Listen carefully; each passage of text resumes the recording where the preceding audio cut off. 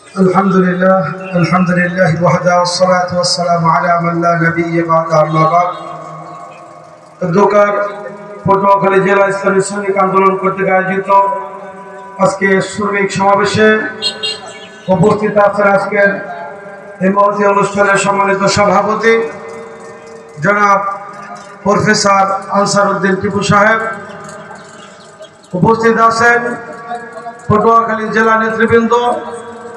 অল্প সময়ের মধ্যে আমাদের মাঝে উপস্থিত হবেন জাতির রাহবার আমিরুল মুজাহিদিন হযরত পীর সাহেব হুজুর চরমনাই।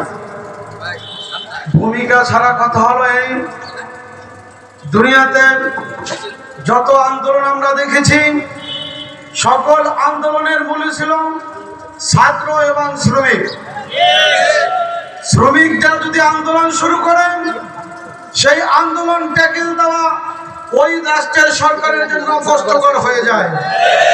সুতরাং আমি সরকার বাহাদুরকে লক্ষ্য করে বলবো, পীর সাহেব চরমনাই এখন পর্যন্ত তার রাজনৈতিক জীবনে কোনো মিথ্যা কোনো কথা বলে নাই। দেশের জন্য অকল্যাণ হবে এমন কোনো কথা পীর সাহেব চরমনাইয়ের মুখ থেকে আমরা এখন পর্যন্ত শুনি নাই। সুতরাং পীর সাহেব চরমনাই বলতেছেন আগে রাষ্ট্রের প্রয়োজনীয় সংস্কার হবে, তারপরে নির্বাচন হবে। সুতরাং আমি ইসলামী শ্রমিক আন্দোলন বাউপাল উপজেলা শাখার পক্ষ থেকে বলতে চাই, পীর সাহেব চরমনাইয়ের কণ্ঠে কণ্ঠ মিলিয়ে দেশের প্রয়োজনীয় সংস্কার আগে করা হোক, তারপরে দেশে নির্বাচন করা হোক।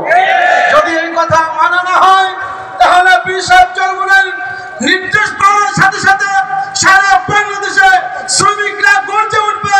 সারা বাংলাদেশে শ্রমিকদের বিপ্লবে আমাদের ন্যায্য অধিকার আমরা প্রতিষ্ঠিত করে ছাড়বো ইনশাআল্লাহ। এই আশা ব্যক্ত করে আমার সংক্ষিপ্ত আলোচনা শেষ করছি। আসসালামু আলাইকুম ওয়া রাহমাতুল্লাহ।